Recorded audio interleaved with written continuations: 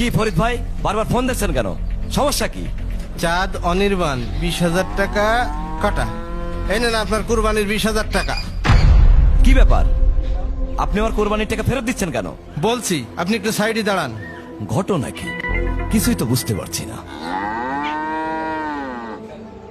কি ব্যাপার ফরিদ ভাই, বারবার বাড়ির পর খবর পাঠাচ্ছ কি জন্য? আগামীকাল কুরবানির ঈদ, কত কেনাকাটা বাকি, কি হয়েছে কি? দাঁড়ান বলছি। আব্দুল সাত্তার ভাই 30,000 টাকা কাটা। এই নেন আপনার কুরবানির 30,000 টাকা।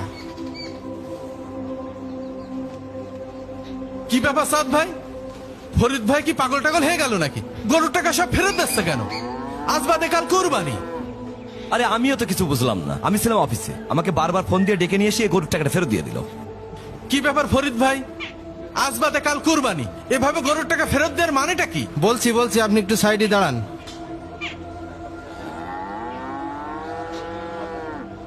কি হয়েছে ফরিদ ভাই, আপনার কোনো কাজ কাম নেই নাকি?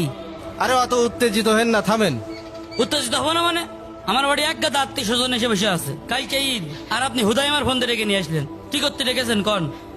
দাঁড়া, কুরবানির 7 ভাগ থেকে তোর নামটা কেটে দিই। আরিফ 10,000 টাকা কাটা। এই নে তোর 10,000 টাকা। বুঝলাম না, বলা নেই কওয়া নেই, হুট করে টাকা ফেরত দিচ্ছেন।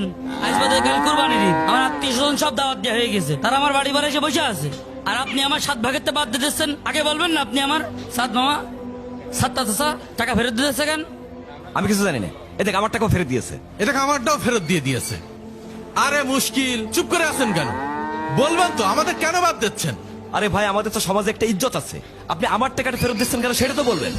কুরবানি দিব আমি আল্লাহর সন্তুষ্টির জন্য। আমার জানাশুনো 3 জনকে নিয়ে এবারের কুরবানি দিব। এর বাইরে আমি আপনাদেরকে কিচ্ছু বলতে পারবো না।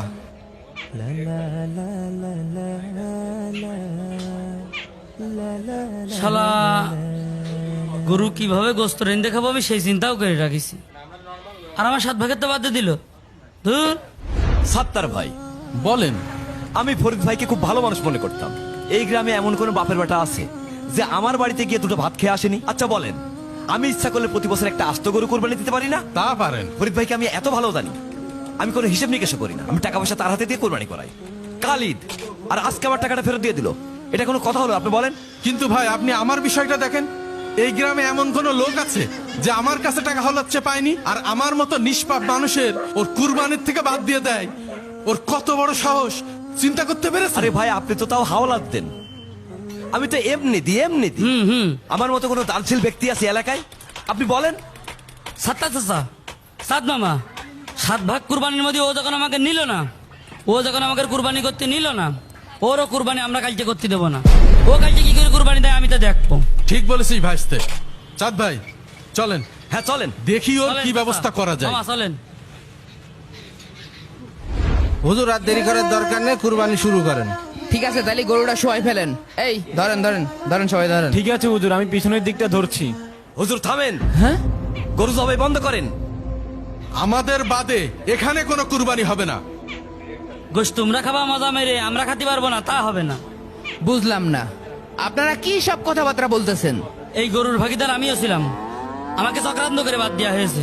আমি কুরবানির দিনে কুরবানির গোস্ত খেতে পারবো না, দাঁড়িয়ে দাঁড়িয়ে আঙুল চুষবো, আর আপনারা কুরবানি দেবেন, তা হবে না। সমাজে একটা মান সম্মান বলে কথা আছে, 10 জন নিয়ে চলতে হয়। আজ ঈদের দিন আমরা কুরবানি দিতে পারবো না, কত বড় একটা মান সম্মানের ব্যাপার আপনি বুঝতে পারছেন? হুজুর গত 5 বছর আমি ফরিদ ভাইয়ের সাথে কোরবানি দিই, কোনোদিন কোনো সমস্যা হলো না। আজ ঈদ, গতকাল হঠাৎ করে আমাকে ফোন দিয়ে ডেকে এনে আমার টাকাটা ফেরত দিয়ে দিল। আপনিই বলেন এই মুহূর্তে আমি গরু কিংবা ছাগল কোথায় পাবো? আমি কিভাবে কোরবানি দিব? আপনি বিশ্বাস না হয় ফরিদ ভাইয়ের কাছে জিজ্ঞেস করে দেখেন। কি বিষয় ফরিদ ভাই, আপনি 7 ভাগে কুরবানি দিচ্ছেন ভালো কথা, কিন্তু ইনাদের 3 জনকে বঞ্চিত করলেন কেন? হুজুর গত পরশুদিন ওই যে আপনার কাছে যে বললাম, হুজুর আমি একটা মহা বিপদে পড়েছি। বিপদ? কি বিপদ? হুজুর আমি 7 ভাগে কুরবানি দিচ্ছি, কেন জানি আমার মনে হচ্ছে কুরবানিটা আল্লাহর দরবারে কবুল হবে না। কিন্তু কেন মনে হচ্ছে যে আপনার কুরবানি কবুল হবে না?